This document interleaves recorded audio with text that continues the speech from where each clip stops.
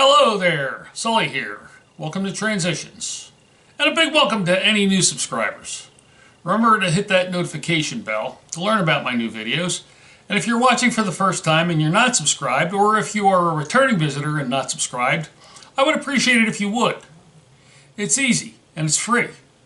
Just hit the subscribe button below. And if you're watching on your TV app, there is a way to subscribe too. Usually it involves hitting the enter button on your remote and finding the icons that pop up. You just have to click on the YouTube logo on there. At least that's how it works on my TV.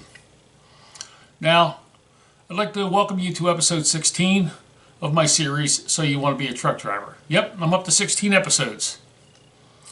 A lot of hard work making these because I do have to write a script for them and I do rehearse it.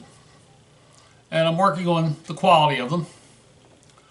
And, hopefully I'm talking about subjects that will be of interest to people who are considering a truck driving career, or people who are already truck drivers and are just trying to learn as much as they can about the job. But one thing, whether you're a veteran driver or you're new to it, you're learning that it's a very stressful job. So, how do you relieve that stress? Well, chances are this is not the first time you've experienced stress. In school, for instance, you would panic every time you had a test, regardless of how much you studied. Well, when I was in college, I had a psych exam, and I spent the evening before studying, so I was fairly well prepared for it. So in the hour before the exam, I just picked out a nice tree on the campus, sat underneath it, and took a nap. Now, I saw many of my classmates with their noses in books studying, and they couldn't understand why I wasn't so alarmed or why I wasn't cramming for the exam. Well, I was the only one in the class who got an A on that exam. And the instructor later said that he had noticed me taking a nap before the exam, and he said, "You did it the right way. You were rested, you had your thoughts together, and you wrote a thoughtful essay." So I learned a valuable lesson that day, that being relaxed and going into a stressful situation is the best preparation. Now, what you need to do is use the tools in your toolbox. Use the stress reduction techniques that you have learned prior to coming on the job. If you're new to the industry, likely you had stressful moments in your previous profession. How did you deal with these situations? See if you can apply them to your trucking career. Use what works and get rid of which doesn't work. Learn new techniques too. The most important thing you can do in this business is to get proper rest.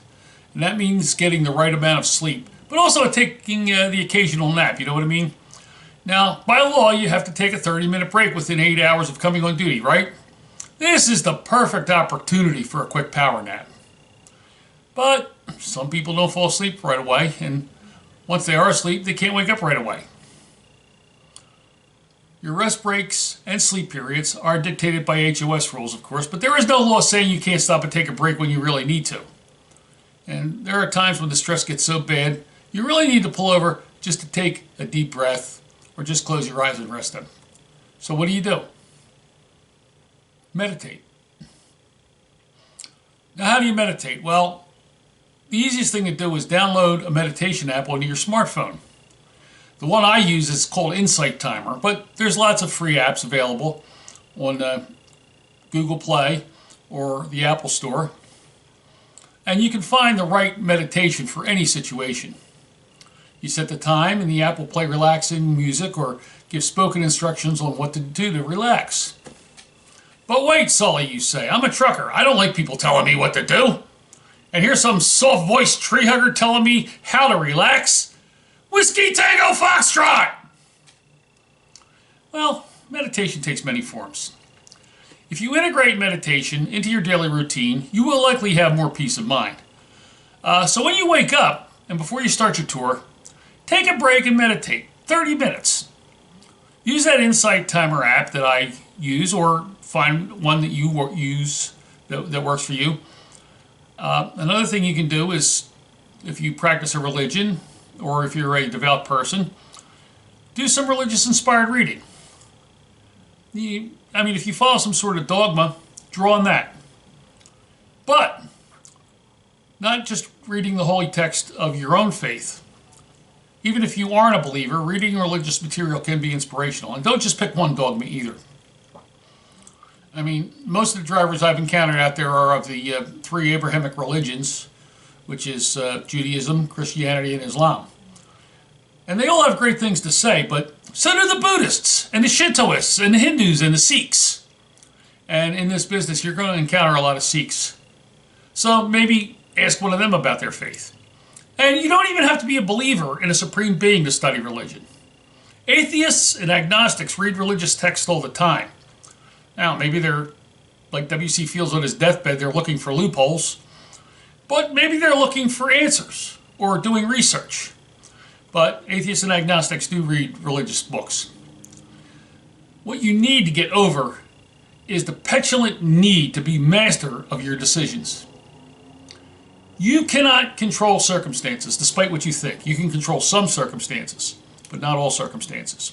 There's many intangible factors which dictate your actions, and if this isn't someone telling you what to do, I don't know what is.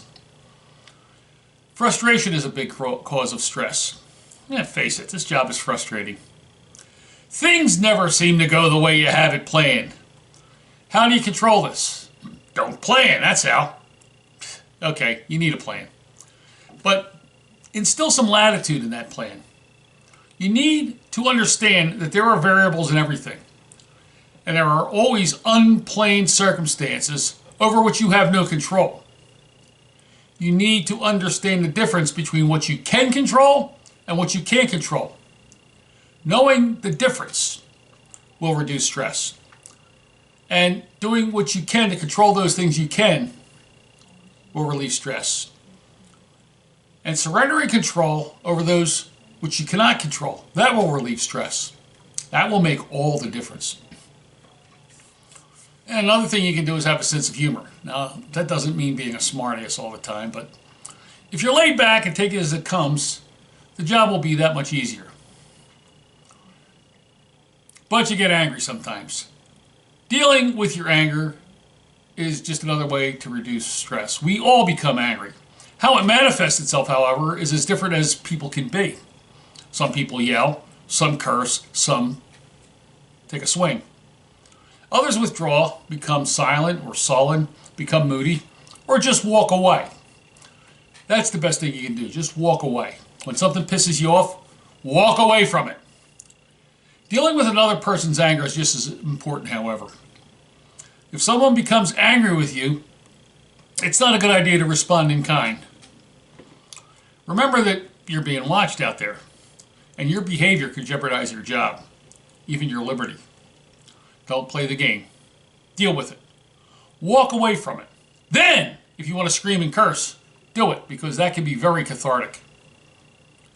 But your anger can be a very dangerous thing, especially if you keep it bottled up. So you need to release the pressure, right? Of course. But remember that the direction of that release can be dangerous. If you really need to vent, do it in a constructive way. Lots of times you're out there and you want to yell and curse out a four-wheeler. Do it in such a way that the four-wheeler doesn't realize that your anger is directed at him. But also remember that there's someone else out there who might think that your anger is directed at them when it's not. This happened to me. I was driving through a construction zone and there was a four-wheeler parked right off my 9 o'clock, running next to me. And I just rolled down my window and yelled, "Pass me or drop back."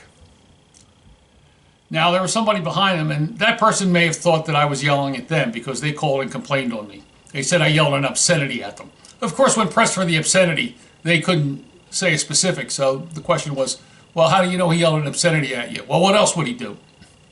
Well, I told him I was yelling at, and I gave a description of the car, and the person said, "No, that's not my car."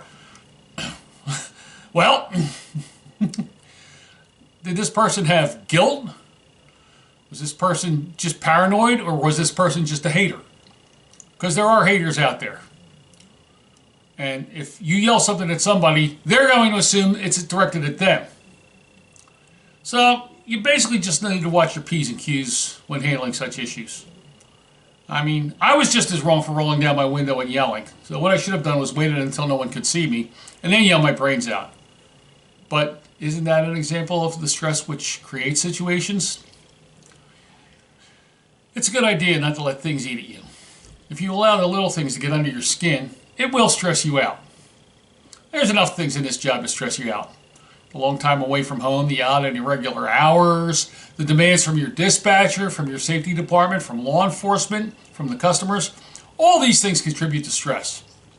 The best thing you can do is take a break. But if you're on the road, taking a break is not always an option. Or is it? Try to plan your trip to allow for breaks. Now, some of you will be taking your 34-hour restarts while you're on the road. During this time, try to maintain a little bit of normalcy. Suppose you're parked at a truck stop close to a major city and you have 34 hours to kill. What do? Check out the local attractions. Say you're close to a city with a major sports team. See if there's any games you can attend. To get there, take a taxi or call Lyft or Uber, or maybe even explore their public transportation system. And truck stops do often have shuttle services which is available to a driver. So look into this. You could go to a movie or a museum, go to the mall. And here's a very interesting fact. Everyone in the United States, no matter where you are in the United States, you are no more than 3 hours drive away from a casino.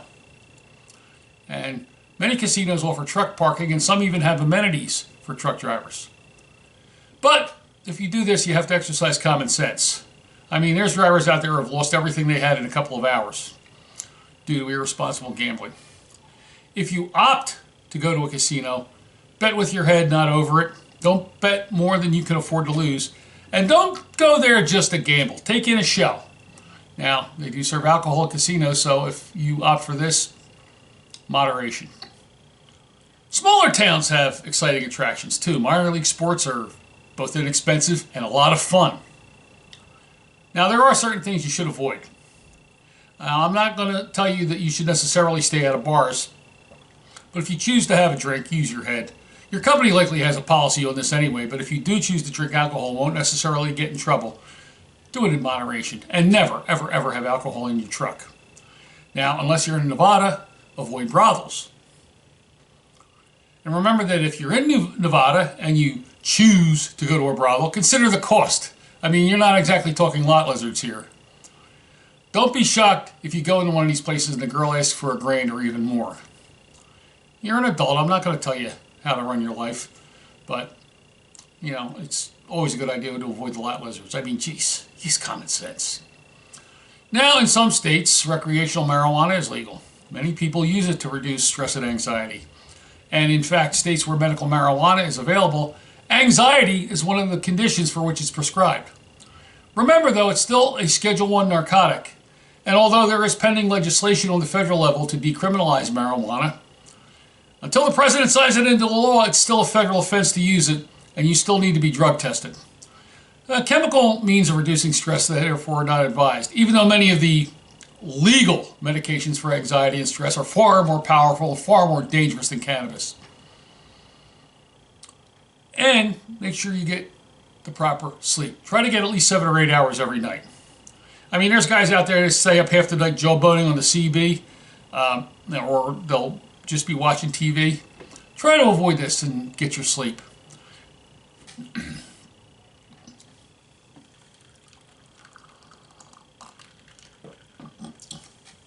The background noise in truck stops, I mean, guys idling their engines, maybe you might even be idling your engine. Well, you know, that vibration can be very relaxing. But